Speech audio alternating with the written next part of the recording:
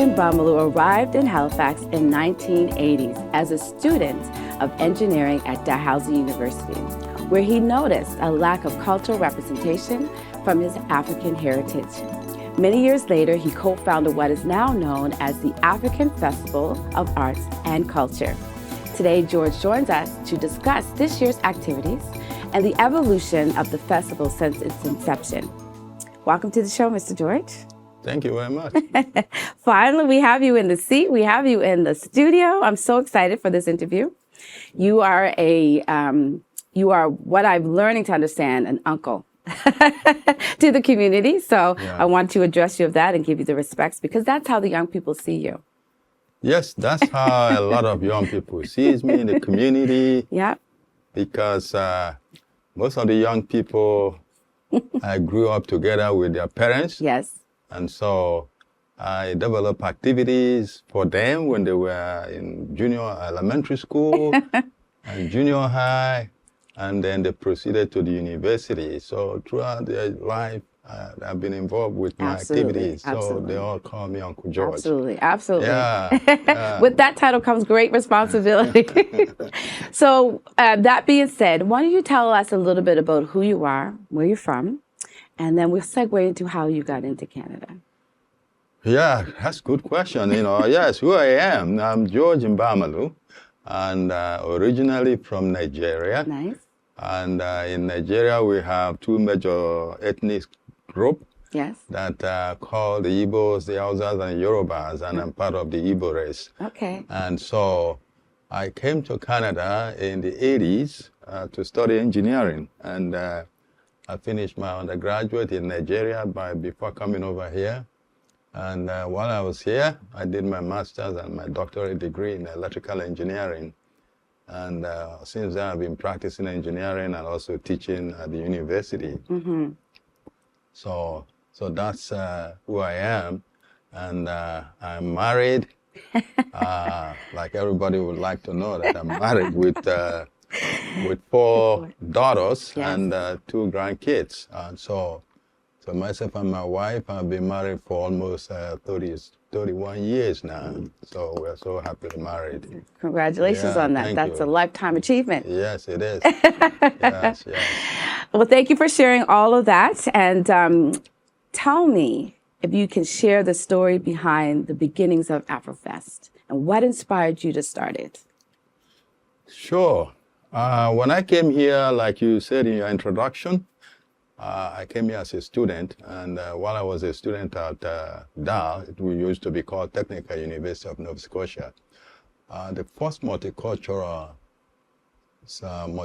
festival was organized. Mm-hmm. It would be in 83 or 82, and it was at the Technical University of Nova Scotia football field. Okay. Where it was done, the very first multicultural festival in Nova Scotia. And the following year, it evolved to a bigger area and then continued to expand.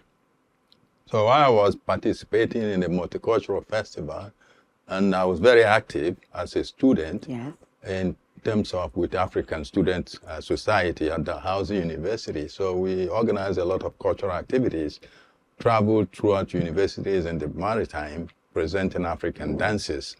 So we observed inexistence or non-inclusion of African arts and culture at that same time. So Multicultural Society at that time, we called them MANS, which stands for Multicultural Association of Nova Scotia. They were predominantly organized by people from Asia. Yes. Okay, they were more in domination there. And we have also Europeans that are involved in multicultural activities at that time. Then I became the president of Nigeria Society. Okay. Okay. Yeah. We call ourselves then Nigeria Students Union. And it evolved from Student Union to what is known today as ANS, which stand for Association of Nigerians in Nova Scotia. Nice, okay. And so I was one of the founding president of that association. And we got ourselves involved with multicultural activities at that time. So we perform and participate in multicultural festival. And at that early stage, ANS was the only African country that was participating in multicultural festival.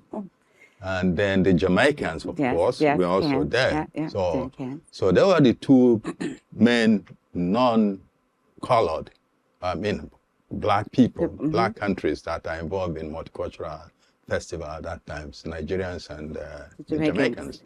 So over time, we saw the Greeks pull away from multicultural festival, and they started organizing the Greek festival. And then the Greek festival was kind of showing a lot of promises, and then people started loving to go to Greek festival. And so we started asking why they don't have Africa Festival. And we have a black community, and we don't see them participating. We don't see anything going on. So most of us came together and said, it may be time to have an African festival. And we said, that's great. How do we do that? So that was a challenge. I was just going to ask you, now that it's been 15 years since the beginning of Afrifest, what has been the challenges? Because I know that you've evolved, but what has been the challenges? And it's clearly sound like one of those was coming up against, a big giant of trying to shut everything down. So the challenge was that we were unable to unify ourselves as Africans. So there were a lot of issues among each member group. So since we started this idea in 1997 and never found that compromise. So every year we talk about it and we all end up in chaos. Everybody goes back home without having anything going on. So it was until 2010 being the president of the Association of Nigerians for that long time. And that year I called my community. I said, this is my last time of being your president. And I think there's something else we have to do. So, but before this time, we started a camp. Association of Nigerians started running a summer camp for kids. So that's how I mentioned about young kids and their parents and myself being called an uncle to them. So most of them were the age of my own children. So we started the camp, and then my kids and them were all in the same camp. So every summer I leave my job and come to organize a camp for them. And we did that for 7 years. And over that 7 years, we tried to create a Tamil base so that we can find a compromise where we can then take off. So still, that was a challenge. So by the end of 29, I came up with that idea that, we should have an Africa Festival. So Adam was there. I don't know if you know about Adam. Adam is African Diaspora Association. So Adam was there. So I actually approached Adam, say, now that we have an organization that represents Africans, so you guys might be that rallying point that we bring everybody together and organize this festival. So Adam people said it was a big challenge for them. They can't do that. So I called my own group, Association of Nigerians. I said, look, we have the resources now, we can try.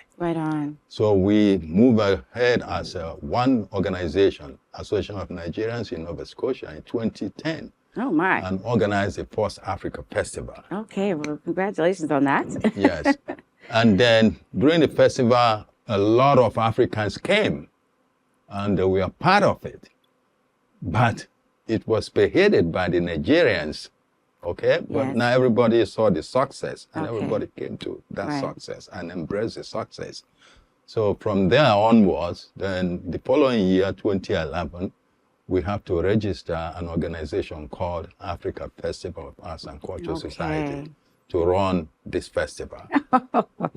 That is great. That's a great story. Great story. How do you envision the Afrifest, contributing to the community? Because I know that you felt like that you've taken a lot on to bring it to where it is, but how do you feel that the festival can contribute to the community itself? Yes, I know that so many people have asked me that question.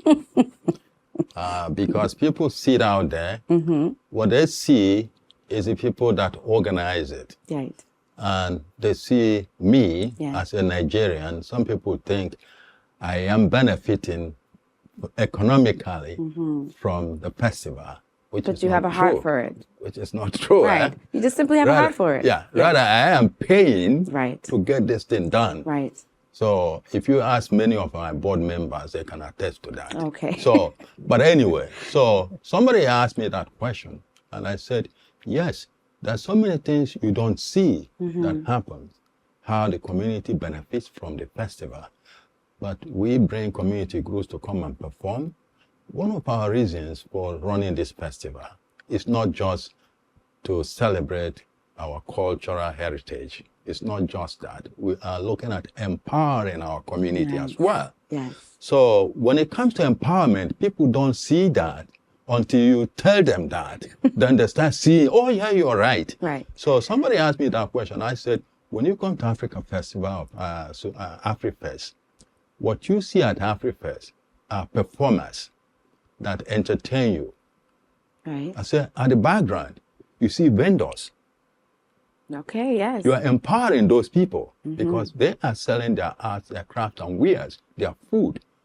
And they started making their name by coming there, and people see they don't have stores where they can display their arts and But you've wares. created a space for them. So we create that platform for them to start. So they take off from there, and people started asking them, where can I find you after this festival? Oh, this is my business card. You can find me here, you can find me there. Some of them goes like food vendors. They go to farmers market, they go to other places.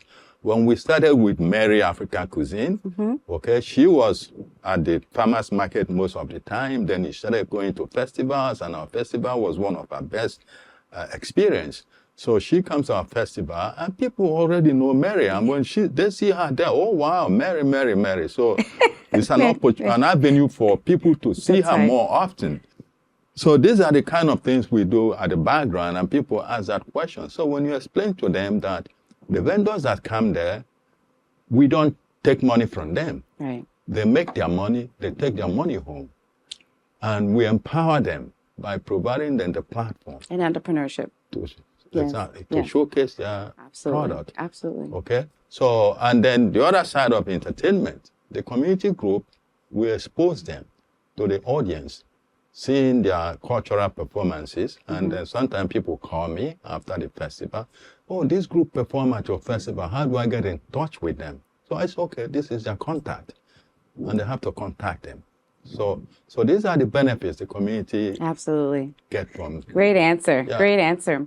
So we know that the event spans over 4 days, from July 18th to the 21st. Yeah. Okay. So what can attendees expect when they show up to this event? What can they expect, and what do you not want them to miss? Well, what I don't want them to miss is the cultural experience. Right on. Yes. Okay. It is a big experience. Okay, coming there and seeing people from Africa descent performing their various culture, it is quite an experience. And can I interrupt for 1 second? Yeah. And the fashion and their royal regal robes that they wear, that what catches my eye too. Yes. So sorry. Yes. So we have the Burundi drummers. We call them Ramesh drummers. Yes. Okay. And when they come and carry those big drums on their head and beating the drum on their head, it's fascinating. So some people don't see the science involved in that. Because they have to position that drum at a certain angle, and with the gravity on that drum, and they can then beat the drum without holding it, and they can run with it, beating it. So people started wondering how they're doing that.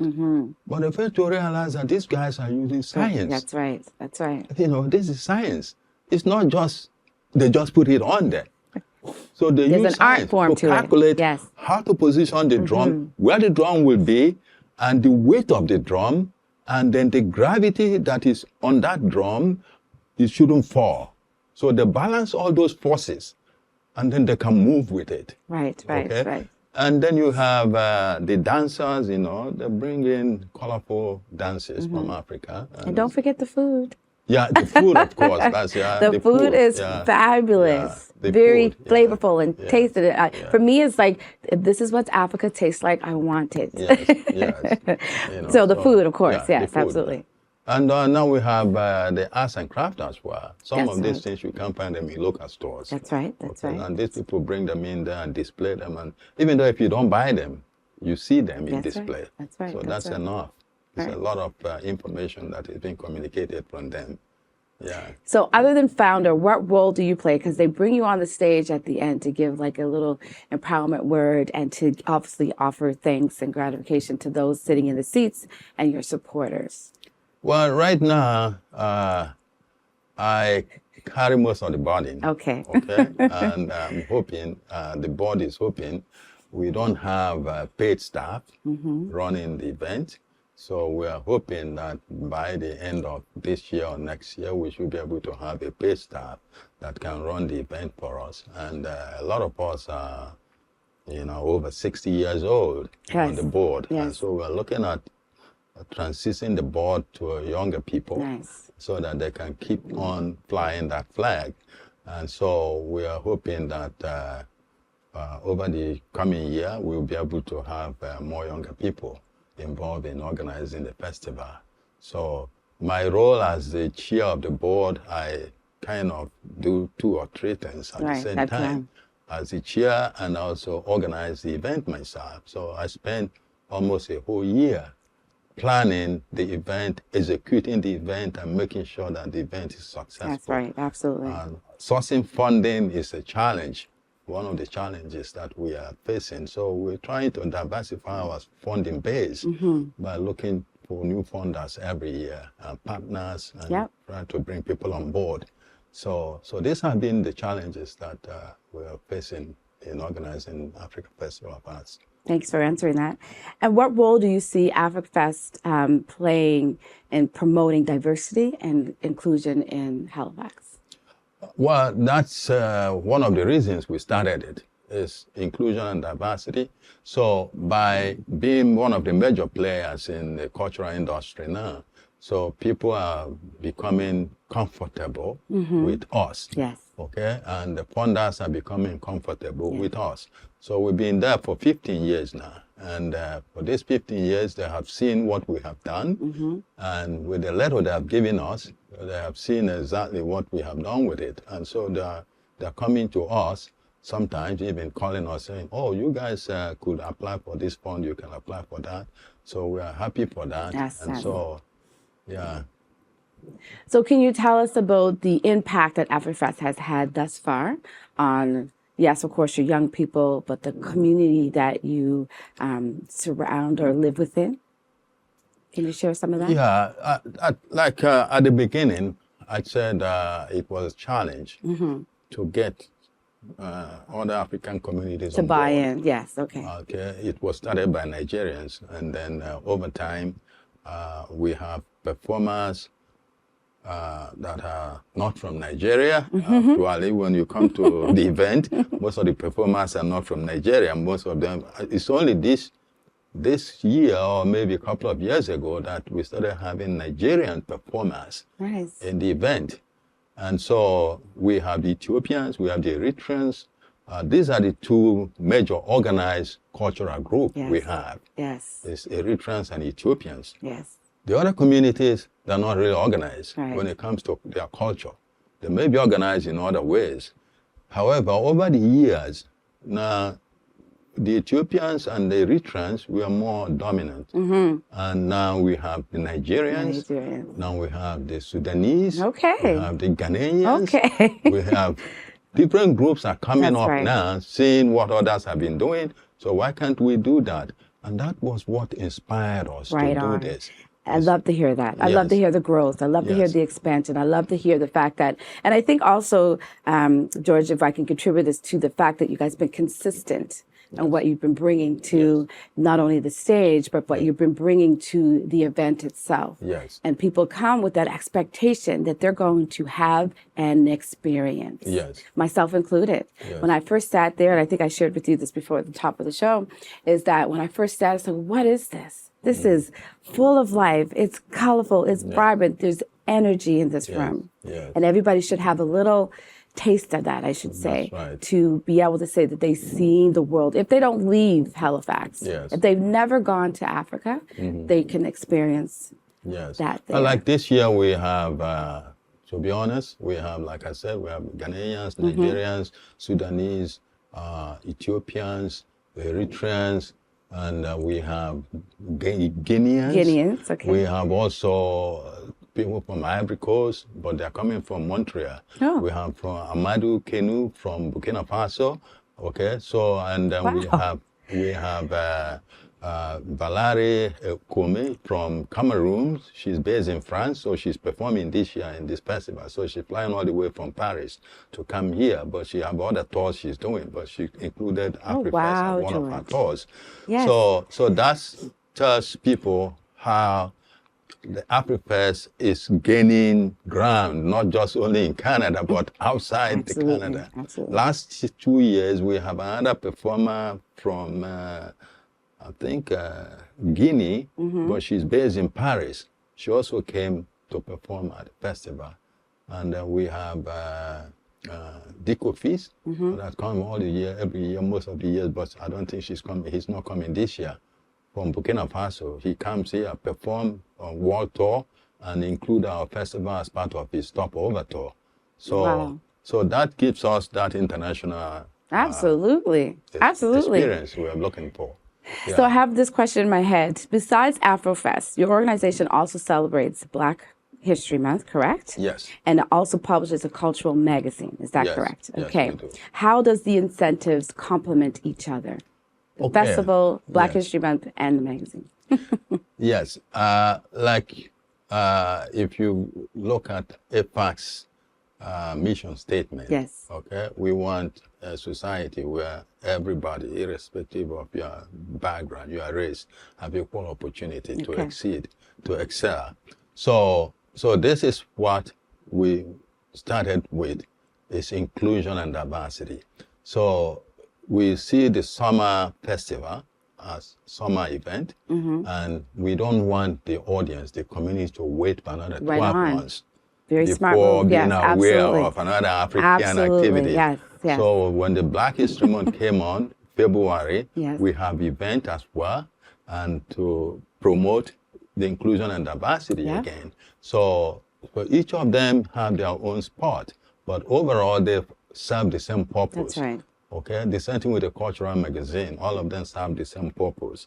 So we started the Black History Month activities, and now it is becoming a hotbed for us because every winter time Yes. during the Black History Month, we have many schools in HRM and outside HRM requiring us to bring African performers to perform at their schools and talk about Promote, Black History yes, Month. absolutely. So we experienced that some of the kids, when they talk about in Nova Scotia, where we, instead of calling it Black History Month, they call it Africa Heritage Month.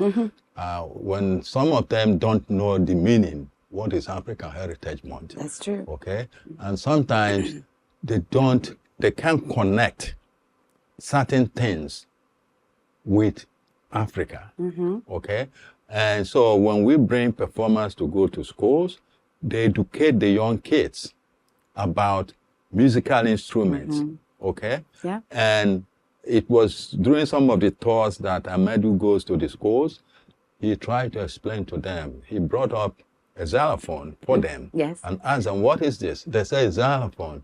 They said, where the xylophone came from. Okay. They So there's an don't know. educational piece as well. They Yes. don't know. No, so they he don't. brought up a balafon. A balafon is a xylophone. Yes. He said to them, this is balafon. They Nice. say, yes.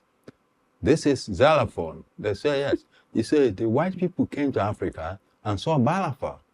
And then went and copied it and Okay. created what they call xylophone. Right on. So you guys know where xylophone came from now. Okay? You know now, Yeah. right? The same thing with the drum, with the Yes, guitar. absolutely. With the guitar. So he showed them kora. He said kora is a string. It's like a harp. Okay? Yeah. With over 32 strings. He said, this is an African instrument. Oh. They came to Africa, the white man came to Africa, they saw kora. and they went home. Right. They copied it and call it harp. That's right. That's And right. everybody's playing harp and guitar. You know, these instruments, string instruments, are from It Africa. originally came from Africa. Absolutely. So now the kids started asking questions. It's like, wait a minute. So it means that this thing had been existing before. I love it. I love it. Yes. They say, yes, it's been existing before your parents knew about it. Your ancestors knew about it. They came to Africa, they saw it, they came over here, they copied it. Yes. And I think that's the beautiful thing about understanding culture and history and heritage, right? You learn something that you thought you knew until you sit with an elder, until you sit with those who actually know the truth about it and start telling these stories to our young people, right? Exactly. I mean, how do you feel about that? Yeah. I feel good, okay? Because you know, these young kids that go to school here, a lot of them are told that Africans want nothing. Right. Okay? And now they are being told that what something to them came from Africa. Foreign language, right? You understand? I do. Okay? Do. So now that person who thinks he want nothing is the same person you copied from. So you can now process it. That's right. You can now make sense of it. Yes. Yes, absolutely. Absolutely. Okay. So I see that you're getting really excited over there. So I have just a few more questions. What future plans do you have for the Afrofest, you know, coming from the African Festival of Arts and Culture and the Society? What plans do you guys have for this festival? Well, like I said, we are hoping we continue to build the festival. It's like I said, it's an ongoing. It's under construct. That's right. Okay? So it can never finish. That's right. So every year is a new idea comes up. So we are hoping that the festival will continue the way it's been going, 4 days event. Yeah. And maybe in the future, some people want to make it a 1 week event. But why 4 days? I have to jump in there for a second. Why 4 days? Okay, so that's a good question. You rewind us back. 4 days. Imagine this. The first festival we had was for 1 day. Right on. Okay. 1 day. And we have trouble organizing it. We didn't have the resources. There was no money. We went to federal government, they turned us down. We went to provincial government, they turned us down. We went to HRM promised us $1,000. Okay. Okay? All the governments, it's only HRM that said, we can give you guys $1,000. Okay? So we looked at it. We called suppliers. A lot of things has to be done a certain way. Yes. So that's one certain things volunteers can do, there are certain things professionals need to do because you are serving the public. So accident could occur. Or safety there and must be insurance. So the insurance was asking us like $3,500. And we have a budget. Right. How much we have in our budget is only $5,000. Okay, so insurance eats up half of that. And now we take 35 out of it. We have only 1,500 left. So we have to rent a tent. Yes. We have to get musical equipment like sound tech. So all these things we already factored in, thinking that maybe we have enough money to get it done. So when insurance came, it was over budget, and we didn't know what to do. So we called the city. The city gave us a space, free, but you must get an insurance for the space. Right. Then the insurance said $3,500. We don't have it. The city gave us $1,000. So anyway, so to cut it short, so we decided instead of having a whole day, to host it for 4 hours. Oh, 4 hours? 4 hours. And we called the insurance company and we said, we are not doing it for 4 hours. They said, it doesn't matter. The risk is a risk. Right. It could occur in 1 hour, it could occur in 10 minutes within that 1 day. So you still have to pay. So we thought that by cutting the time down to 4 hours, we may get an insurance of maybe $1,000. It didn't work. So I started shopping. I praise the internet for being there for us. Right. So I went online and found a company in Calgary, that said we can insure you for $300. Oh, really?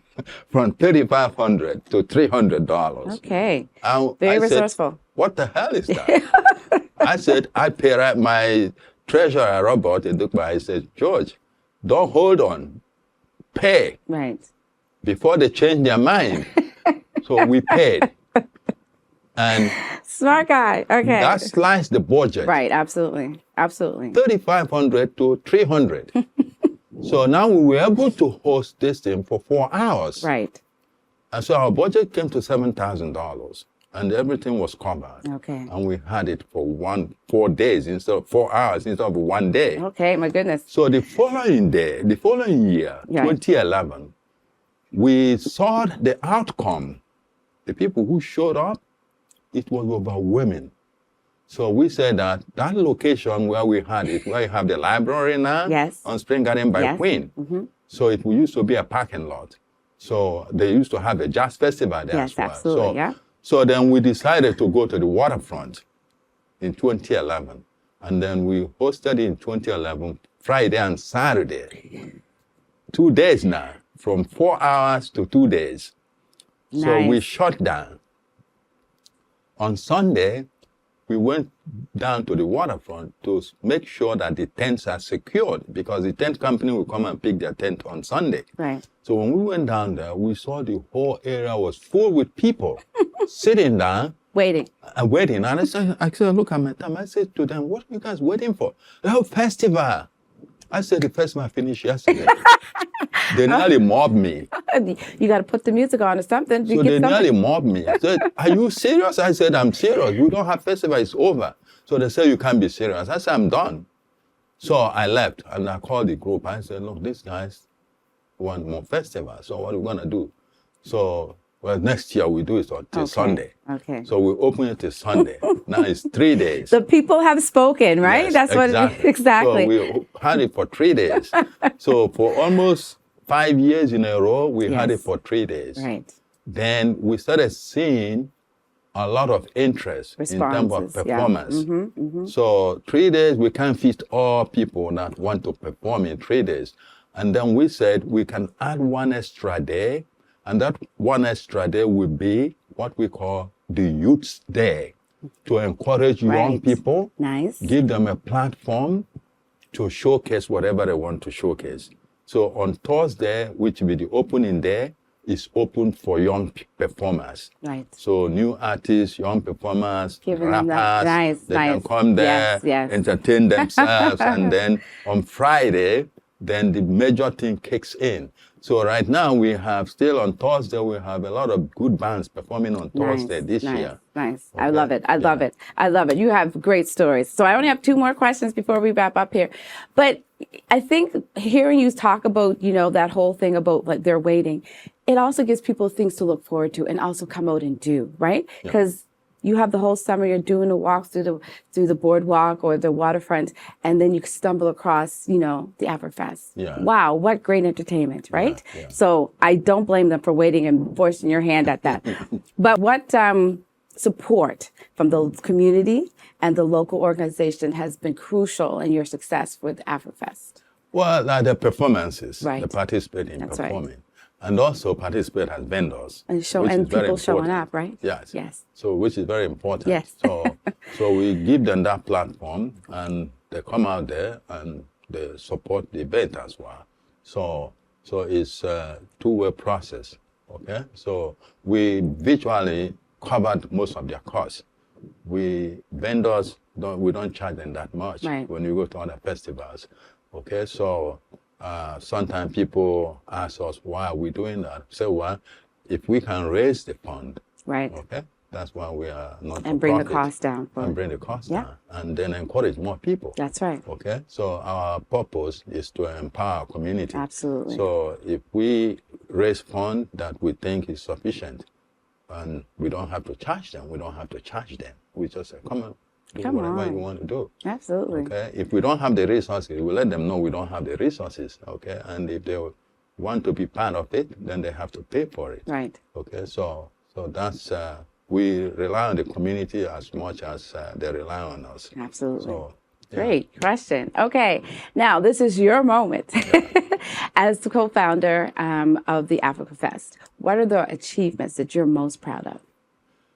Well, the achievement that we are most proud of, that we have held the event for 15 years, not 15 days. I know, but that's the obvious achievement. But what are you, what's dear to your heart?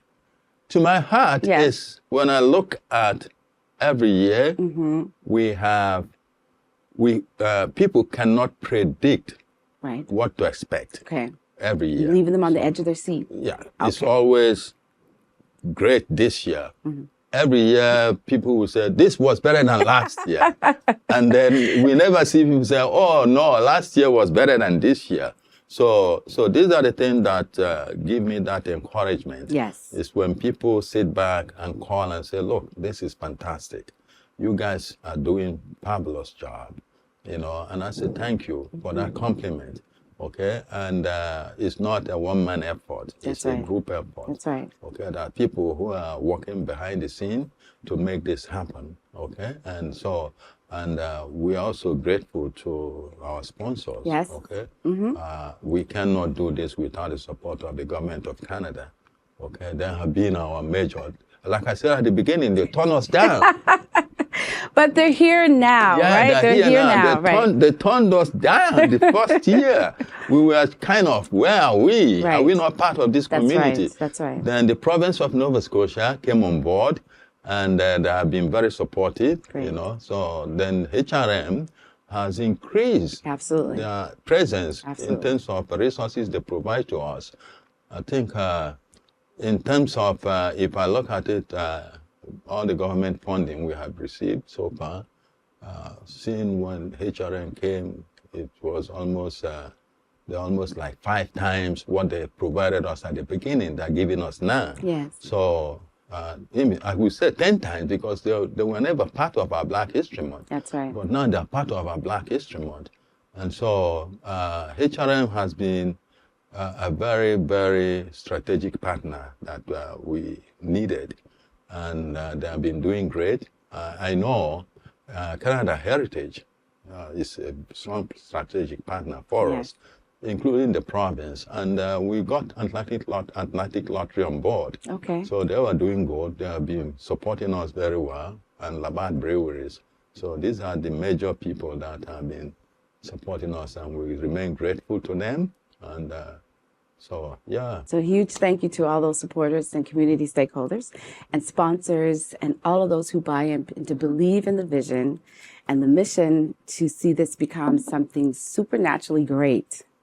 Can I say that? Thank you. So we are now at the end of our show, and I just want to say to Uncle George, because that's stuck in my head, thank you. Thank you for enduring. Thank you for persevering. And thank you for, taking on a role that many probably wouldn't and just kind of let it fall to the wayside to see something come to life, right? So I want to thank you for that. Is there anything that you would like to say to our viewing audience about the show, remind them about the times and the dates again and where it's going to be? So if you want to give some of those cues and highlights, that would be great. Well, I could have liked to say that I've said it all, but you never say it all. That's right. So 2024 Afrifest, that is coming up July 18, 19, 20, and 21. We are going to have a lot of new artists coming in. So this year we're expecting the Benkadi acrobats from Montreal. We're also expecting Dancer Africa, also a new group. They are coming in this year for the first time. And we also have our popular Burundi drummers. We call them Ramesh drummers, coming from Ottawa, and Amadou Kenu coming from Toronto. So these are all great performers. Absolutely. And we have the locals. We have the Readings of Africa. They will be performing. Andrew Branch and the Halfway Tree will also be performing. The what they call Advocates of Truth will be performing. And Carson Downey, of course. Absolutely, Everybody knows him. Carson will be there. And we have a lot of lineup this year. Yeah, don't give everything away. Let them come and be in there. We have a lot of lineup this year. So I expect to see you guys show up and have good time. The show starts on Thursday from 4 to 11 p.m. And on Friday, it starts from 4 to 11 p.m., Saturday, 12 to 11 p.m., Sunday, 12 to 9 p.m. So it's all fun. And we look forward. The food, of course, now she's Of course, asked. the food, The food. yes. Mary Cousin will be there, and we're expecting another Jamaican restaurant to be part of it this year again. And arts and craft people will be there, so we expect to see a lot of more faces, including all of you. We want you to come in and have a good time with us. Thank you. Thank you, Uncle George. I've been speaking to George Mbamalu, founder of African Festival of Arts and Culture Society here in Halifax.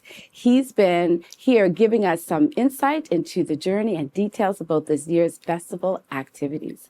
Mark your calendars because you do not want to miss this, July 18th to the 21st. Join in on the festivities. From our community updates, you be sure to subscribe to our channel. I'm Nicole Johnson, and we'll see you next time.